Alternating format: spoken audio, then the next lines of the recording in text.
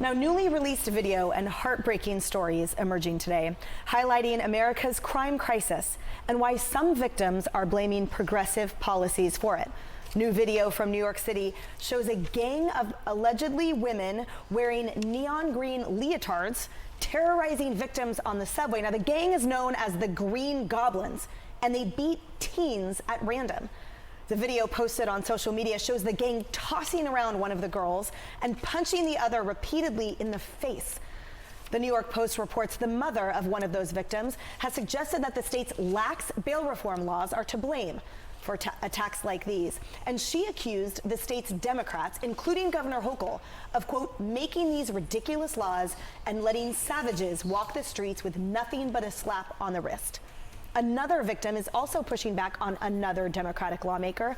You may also remember this video. Elizabeth Gomez, a mother of two, brutally beaten in the subway as she was on her way to work. She was dragged across the platform and repeatedly kicked and punched. And then just days later, the Democrat councilwoman who represents her district tweeted this: "Subway violence is a 1 in a million event. As a believer in a violence-free New York City, I still think that's one too many. But let's not let fear-mongering politicians and corporate media outlets scare us into thinking we have a dangerous, scary public transit system." Gomez is still recovering from the attack, and she may lose part of her eyesight. Watch how she reacted to the councilwoman's tweet earlier today on Fox. How could she even say that when 99% of these violence are coming from the subways? There's no help there. There's hardly any kind of cameras or anything there. So how could she even say that, you know, we're just like kind of making these things up? The subway is a very dangerous place. It's hard to get protection. People are throwing each other into the tracks. You're getting sliced in the middle of your ride. So how could they even say something like that? The subways are one of the most dangerous places in New York City, and we need lots of cameras in it. Even inside of the trains, we need the cameras. Harris, this attack was nauseating and frightening to watch, and I can't imagine what it was like to endure for that poor mother of two. We know, because we report facts here on this network, that violent subway felonies are up almost 50%. Arrests are down 12% because the cops have been defunded here, and that 7 out of 10 New Yorkers want more police on the subways. This mother was crying on air and begging, essentially, for politicians to do something. And the councilwoman representing her district says it's a once-in-a-million event. That is unacceptable. Well, for the councilwoman, the subway is the new southern border for Democrats. They won't go there. The White House won't go to the southern border to really assess what the problem is, and they won't go to the subway. Remember, in the first early days of the then, just a few months ago, new city mayor, Eric Adams, he also said something very similar. Don't disparage the reputation of the subway system and its safety. And then we had some situations go on. And they were talking about putting up cameras and everything else. And then that all goes away because, as you said, the money went away for the protection down there, the police in general, specific, I should say. So for the councilwoman to say 1 in a million, it probably feels like that to her. And what she thinks is that her constituents are stupid and that she can preach to them and change their reality. What is the word that they like to use? She can reimagine. Thank you. Yes. She can reimagine life, subterranean life for travelers. But you know when it's going to get worse? It's cold out today. It's in the 40s. It's raining. Give us another 10 or 15 days. That rain will turn colder, maybe even snow. We don't know. But we know it's not going in the 90-degree direction. And so you're going to have more people subterranean taking the subway. It won't be 1 in a million, even in her fragile imagination.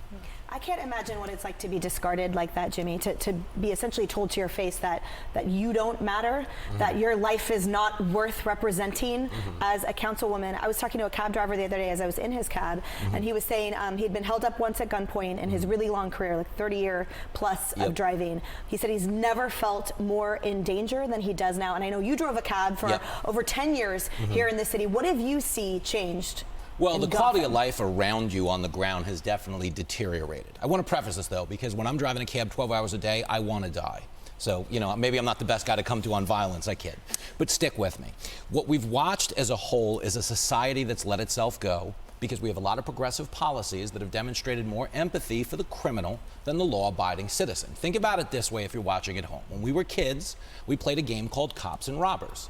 And the cops were always the good guys, the robbers were always the bad guys. Okay, in the modern version of Cops and Robbers, we're showing a lot more empathy in the past 2 years for the robbers. Okay, we're letting them out of jail, and we're doing so in the name of what? Protecting minority communities. But when you look at the high rates of criminal recidivism, who are they ultimately harming? Specifically the minority communities. And to take it one step further, the majority of these videos we're watching are women. Women. How many women do we need to watch get stabbed or thrown onto a subway track? Like, is there a number they have written down? Because we haven't hit it yet, but every day we get on TV and it's almost like people have, it's every day. Every day. It's disgusting. Sexual assaults are up double digits here in this city at all hours of the day. You're not safe at 7 in the morning running in Central Park. You're not safe taking the subway at 2:30 a.m. to your graveyard shift. Kaylee, Jimmy mentioned policies, and what disturbs me so much and what is so frightening as well is the notion that because of these progressive policies that have been put into place, it will take likely years to restore order, to restore police ranks, to restore support for law enforcement and law and order in and out of the system, and yet all it takes is one instant for a gunshot to take away your mother, for a fist to shatter your grandmother's face on the subway, for a bottle to slash with an 18-inch scar a 30-year-old that was just in Times Square celebrating his birthday over the weekend. How many instances do we have? We don't have that many. Jimmy just talked about women potentially being stabbed. Well, there was a woman who was stabbed to death with a pair of scissors by a man.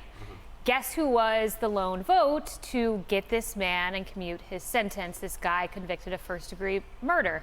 A guy named John Fetterman, who happens to be the Democrat nominee for Senate in Pennsylvania. This same man wants to end open carry for law-abiding men and women who just want a gun to protect themselves in high-crime jurisdictions, which happen to begin with D for Democrat. That is where we see this. LA, New York City, Philadelphia. There is a trend here.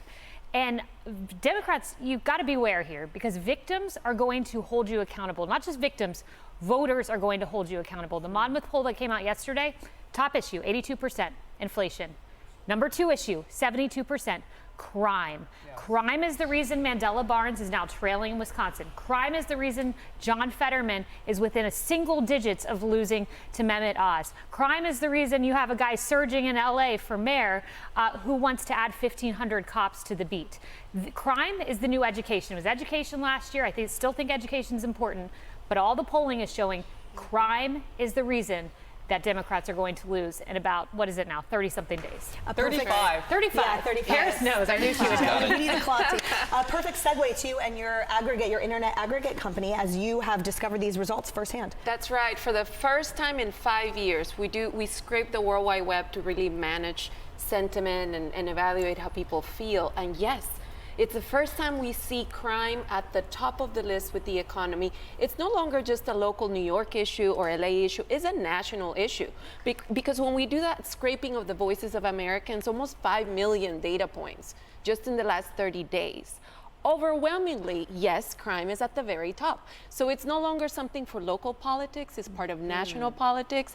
And I know that President Biden and the Democrats have been saying and kind of sounding the alarm, hey, crime is at the ballot. Yes, it is, but maybe a little bit too late after we're seeing all the cases, all the horrific videos. I had never felt unsafe in New York until just the last few years, and it's sad. Can I ask one quick question? When you're scraping voices of Americans on this issue, are any of them indicating who they think has the answer?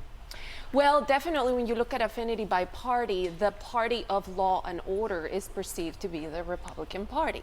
You know, and the messaging aligns with that, and that's why we're seeing those tight Senate races. But here's the thing with minorities. You know, that woman, La Señora Gomez, Mrs. Gomez, she was going to work. She's a mother.